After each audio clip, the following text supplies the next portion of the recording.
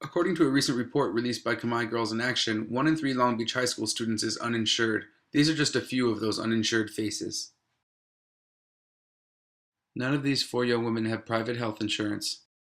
Well, I have medical, but it's just me and my sister. Like my little brother, he doesn't have health insurance. What would it look like if you got the flu for a week? How would what would you do?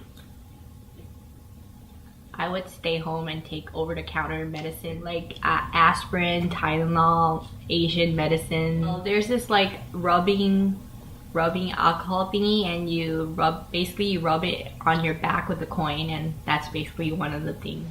My sister and I do not have health insurance. When I'm sick, I usually just stay home and take whatever medicine is in the house. My mom always tells me to wait 2 or 3 more days to see if I feel better, and if I don't, then she will try and take me to the hospital. So last year, during my junior year, which is the most important year and hardest year during high school for students, I was having a lot of health issues.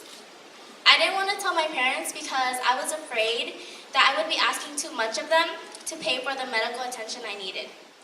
For over 2 months, I was really scared and worried because I wasn't able to take care of my body and I didn't know what was happening.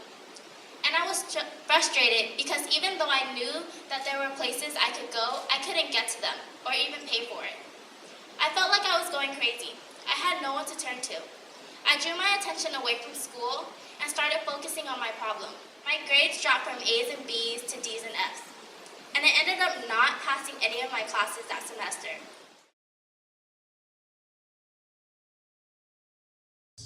One of my friend was depressed and she was texting me and telling because her mom doesn't listen to her, and she said that she would try to commit suicide. When was this? Like a couple months ago. Okay, so this is pretty recently. How old is your friend? My age.